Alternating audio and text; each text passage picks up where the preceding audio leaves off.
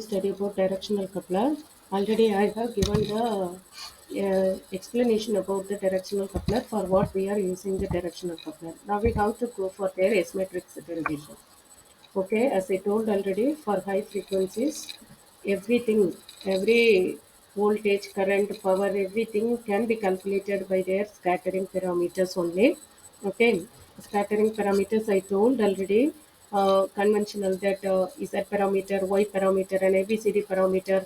Uh, all these parameters we are not able to use for high frequency range because of making open circuit and closed circuit. Short circuit is very difficult in the high frequency ranges. Okay, that's why we are going to analyze everything, this input current, input power, output power, and the reflection parameters. Everything we are going to study about by their reflection characteristic. Okay, basically for high frequencies, reflected wave. Okay, reflected signal is a loss of the signal power.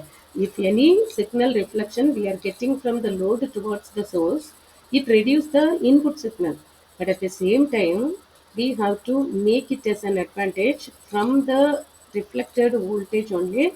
We are going to calculate all the parameters because in high frequency ranges we are not able to avoid the reflected signal. Okay, definitely it is present.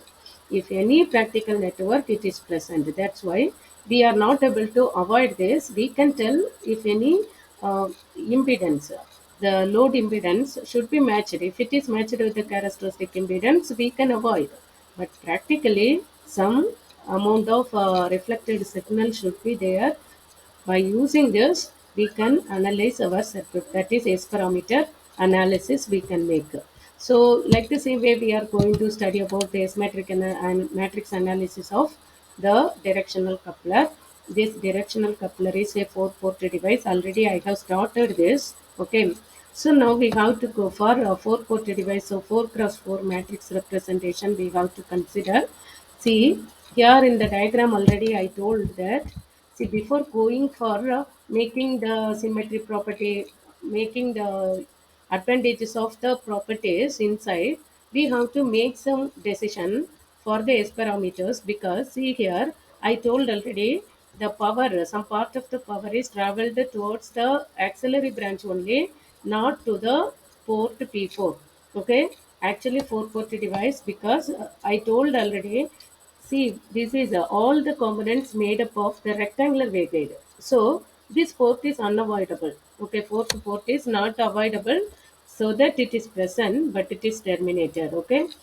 Now we have to go for, see, this is the port P1. See the slide, the mouse pointer. This is the port P1 and this is port P2. This is port P3. Okay. So there is no relationship between port port P2 to P4. Okay, P2 to P4. Nothing will be there. Port P1 to P4. Okay, so if there is no relation, that parameters we have to make it a zero. Sometimes there is no relationship between these two. Okay, port P3 to P2 or P1 to P4. We have to make P14 is equal to 0. Okay, according to that, we are going to take this. See, already the diagonal components will be 0 if there is no self-reflection. I told the diagonal lamps.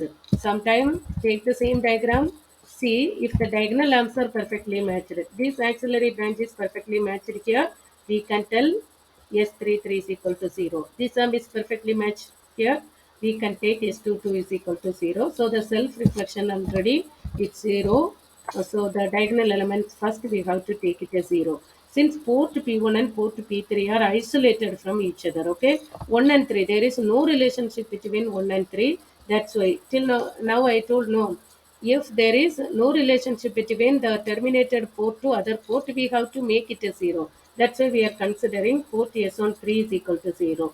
Similarly, port P2 and P4 is isolated from each other. Therefore, S24 is equal to 0. See, here, there is no relationship between 2 to 4. So, these 2 will be 0. 1, 2, 3. Okay. There is no relationship between. Sometime, if it will be 3, this can be considered as 4. 1, 2, 3, 4. Okay. So there is no relationship between 2 and 3 and 1 to 3. 1, 3. So these two will be considered as 0. Here we have take the 2 will be 0, 1, 3 is equal to 0, 2, 4 is also equal to 0. Now we have to apply the symmetry property. So Sij is equal to Sji. 2, 1 is considered as 1, 2, 2, 3 is considered as 3, 2, 2, 4 is considered as 4, 2, 3, 1 is considered as 1, 3. So all these decisions we have to make. This is the symmetry property. And now we can write this like this. See, just you have to take all the matrix diagonal. Already we have to make diagonal components are 0. By applying the symmetry property, we can make S12 is equal to 0. So S21 is equal to S12. Already we have to make it. So that S21 place is replaced by S12, and S32 is also replaced by S23. S34 43 is also replaced by 34, and S41 is also replaced by 14. And there is no self reflection, so diagonal components we have to make it a 0. At the same time, see 1 3 and 2 3, already two more matrices also we have to take it as 0. Go to the first thing, S13 and S24 is 0. Okay, S13 and S24 is equal to 0. So after making this S matrix for the corresponding directional coupler, we have to apply the next property. Okay, identity matrix. S matrix and their complex conjugate is equal to identity matrix. Okay, go to the next slide. See, S matrix and their complex conjugate is equal to identity matrix. In identity matrix, all the diagonal elements are 1, all others are 0. Okay, this is one of the property of S matrix. So we have to take this matrix and this matrix, their complex conjugate, okay, equal to unitary matrix. From that we can derive the following decision. S12 magnitude of S12 square plus S12 square is equal to 1. What is this? See, just you have to multiply this with this. That is 0. So make it a 0. Next, S12 is equal to S12 star. Okay. S12 in plus S12 star. Here we have to take magnitude only considered. Okay, magnitude of this one is equal to the identity matrix we have to take. Okay, S12 square and S12 star. Why magnitude is considered? If you are taking the imaginary parts, okay, actual thing is S12 into S12 star. That is actual thing. But here, if you are considering their magnitude, we can make the matrices S12 square plus S12 square. How we are getting the magnitude part of the left side, and here only this is complex conjugate, but the magnitude part only we are consider. Okay, that is equal to 1. Row with column, row is multiplied by column, row is multiplied by column. Okay, then we have to take all those things. Okay, see, now we have to go for the next one. See, if you are considering imaginary part is also there, a plus j theta, a minus j theta, according to that we are getting. Okay, we are not taking this the same condition for imaginary parts. So magnitude parts only considered S12 square plus S12 square is equal to 1. Like the same way, see, row to column 2, row to column 2. Okay, from this we can take row 1, column 1, row 2, column 2. Okay, row 1, column 1, row 2, column 2, and row 3, column 3. From that we are getting this. Next, according to that, row 1, column 3.